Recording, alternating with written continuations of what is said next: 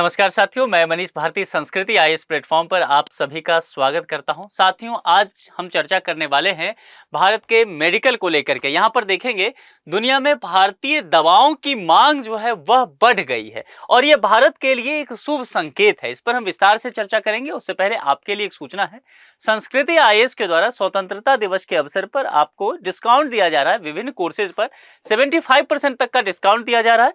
ये देखिए, ऑफर जो वैलिड रहने वाला है वो 10 से 17 अगस्त तक रहने वाला है, तो इस तारीख को आप ध्यान में रखिएगा। यूपीएससी के कोर्सेज जो है यहाँ शामिल किए गए हैं, पीसीएस के विभिन्न कोर्सेज यहाँ दिए गए हैं।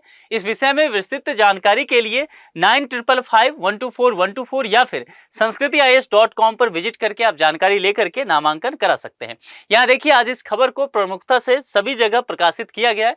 हुआ क्या है घटनाक्रम, उस पर विस्तार से चर्चा करते हैं। भारतीय वाणिज्य मंत्रालय के जो आंकड़े हैं उसके अनुसार कुछ चीजें हमें जानकारी जो प्राप्त हुआ है उसके आधार पर अगर देखेंगे, वर्ष 2022 में 7.33 बिलियन अमेरिकी डॉलर से बढ़कर यह वर्ष 2023 में 9 बिलियन अमेरिकी डॉलर हो गया है। तो भारत के लिए, भारतीय दवाओं के लिए यह एक बेहद अच्छी उपलब्धि मानी जाएगी। दवा निर्यात बाजार में इस वृद्धि के कारण समग्र बाजार में भारत की हिस्सेदारी भी बढ़ गई है। अगर इसको देखेंगे तो वर्ष 2022 में जहां यह 10.08% था, वहीं 2023 में देखेंगे तो 13.1% तक पहुंच गया है। तो तकरीबन अगर आप देखेंगे तो इसमें 3% तक का उछाल आया है, जो कि अपने आप में बेहद संतुष्टदायक नजर आता है।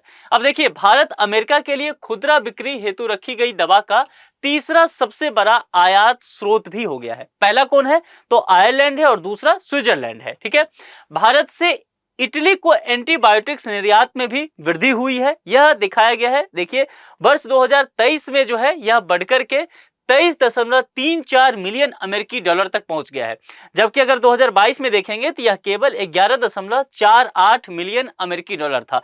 तो इसमें भी देखेंगे तो तकरीबन आपको दुगुना तक की वृद्धि देखने को मिलेगा, जो कि अपने आप में बेहद अच्छा है, दिलचस्प है। विश्व में भारतीय दवाओं की मांग क्यों अचानक से बढ़ी है? एक तो है कि भारत में लागत कम होता है और लागत कम होने के कई फैक्टर हैं, जैसे कि यहां पर अगर देखेंगे तो लेबर कॉस्ट जो है वह बहुत कम हो जाता है। उसके अलावा अगर आप देखेंगे मैन्युफैक्चरिंग कॉस्ट भी कम हो जाता है, स्टोरेज के लिए यहां पर जो है वह कॉस्ट भी कम हो जाएगा। इन सब चीजों के वजह से होता क्या है कि ओवरऑल कॉस्ट जो होता है मेडिसिन का, उसका लागत कम हो जाता है। दूसरी बात, उच्च प्रतिरोधक क्षमता होती है भारतीय दवाओं में।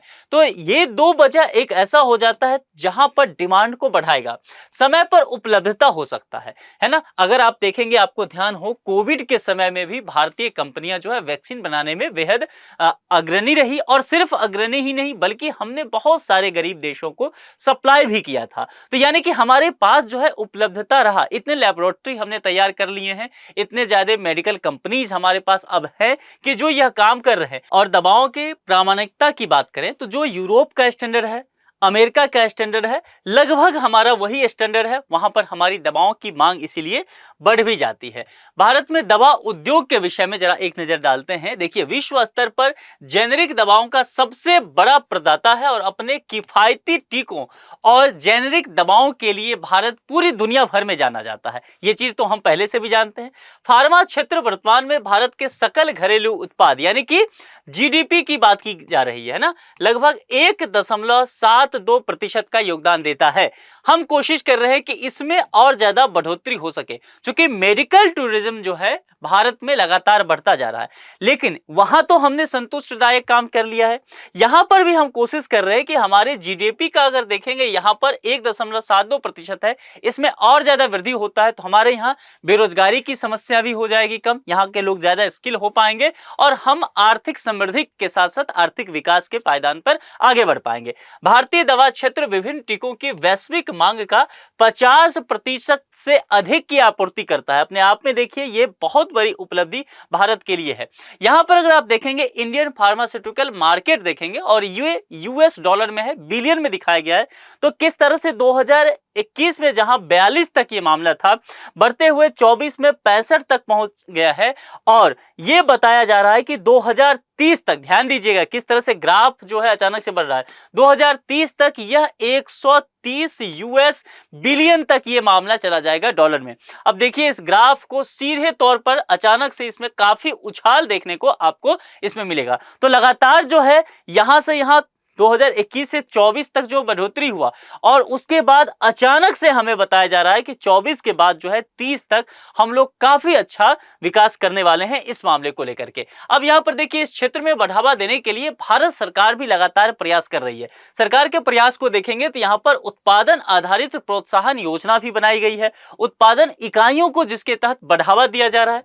यहां पर देखेंगे बल्क ड्रग पार्क योजना का प्रसार किया जा रहा है, ठीक है, जहां पर विभिन्न तरह की सुविधाएं यहां पर जो है ऐसी कंपनियां जो कि मेडिसिन बनाने के लिए काम करेगी, वहां पर सरकार उसको विभिन्न तरह की छूट देगी और बहुत जो सुविधाएं देने का काम करेगी।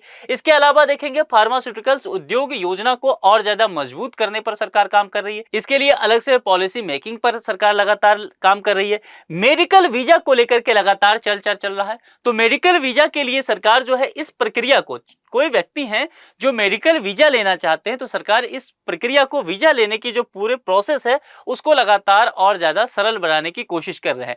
जो मैंने बल्क ड्रग पार्क स्कीम की चर्चा किया था उसके कुछ पॉइंट्स अगर आप देखेंगे तो यहां पर यह कहा गया है कि 3 जो है ड्रग पार्क बनाए जाएंगे देश भर में, और यहां पर यह भी कहा गया है कि जहां भी ये होगा तो जो राज्य में, जिस भी राज्य में बनेगा, राज्य सरकार को केंद्र सरकार जो है विभिन्न तरह के फैसिलिटी देगी, वहां पर फंड देने की व्यवस्था किया जाएगा और यहां पर पूरी तरह से एक बेहतर इंफ्रास्ट्रक्चर देने की बातें की गई है। इसके और भी कई सारे यहां पर जो है पॉइंट्स बताए गए हैं। तो कुल मिलाकर के देखेंगे तो 2030 तक ये बताया गया है कि भारत इस क्षेत्र में और ज्यादा बेहतर करने वाला है। और भारत की दवाओं का मांग जो है, भारत के जो बड़ा एक बाजार है वहां तो है ही, लेकिन इसके अलावा दक्षिण एशिया, और दक्षिण एशिया से अब आगे बढ़ करके यूरोप और अमेरिका के जो मानक हैं वह भी इससे संतुष्ट हो पा रहे हैं। तो जाहिर सी बात है आने वाले 5-6 साल जो है भारत की दवा की मांग और तेजी से बढ़ने वाला है। इस पर आप क्या सोचते हैं कमेंट बॉक्स में लिख करके मुझे जरूर बताइए। आज के लेक्चर में इतना ही। अपना बेहद ख्याल रखिए। बहुत बहुत धन्यवाद। Thank you.